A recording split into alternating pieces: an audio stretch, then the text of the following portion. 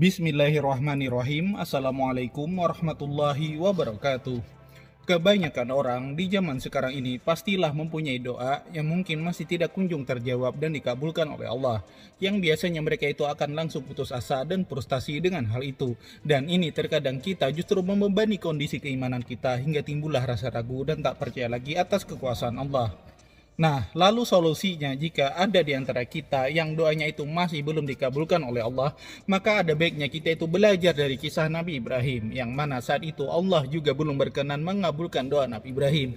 Hingga akhirnya setelah memakan waktu 3000 tahun lamanya, barulah doa Nabi Ibrahim tersebut dikabulkan oleh Allah Subhanahu wa taala. Kisah ini sendiri terjadi di saat Nabi Ibrahim dan anak beliau Nabi Ismail sedang memperbaiki Ka'bah yang tiangnya itu sudah banyak mengalami kerusakan. Dan setelah menyelesaikan pekerjaannya, di depan rumah Allah tersebut, Nabi Ibrahim pun berdoa kepada Allah dan berkata, "Ya Allah, utuslah di antara anak keturunan kami ini seorang Rasul yang akan membacakan ayat-ayat-Mu dan mengajarkan kitab hikmah dan menyucikan umatnya." Bahkan saking husuknya Nabi Ibrahim berdoa, pada saat itu tidak terasa air mata Nabi Ibrahim juga mengalir deras jatuh ke pipi.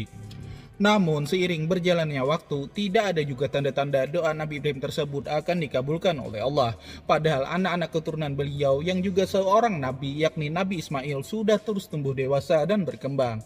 Dan barulah setelah 3000 tahun lamanya Allah Subhanahu wa taala baru mengabulkan doa dari Nabi Ibrahim tersebut setelah beliau lama meninggal dunia.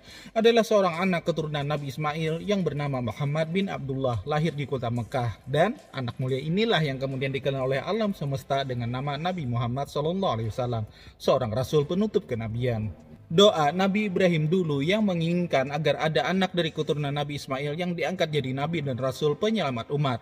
Hari itu barulah dikabulkan oleh Allah. Dan pernah di suatu ketika Rasulullah sendiri ditanya mengapa kenabian jatuh pada diri beliau. Maka Rasulullah pun menjawab bahwa ini adalah karena doanya Nabi Ibrahim di 3000 tahun yang lalu, melewati kabar gembira yang dibawa Nabi Isa dan mimpi indah dari ibunda Rasulullah, yaitu Aminah, yang menyaksikan cahaya keluar dari tubuhnya hingga cahaya itu menyinari seluruh alam jagat raya.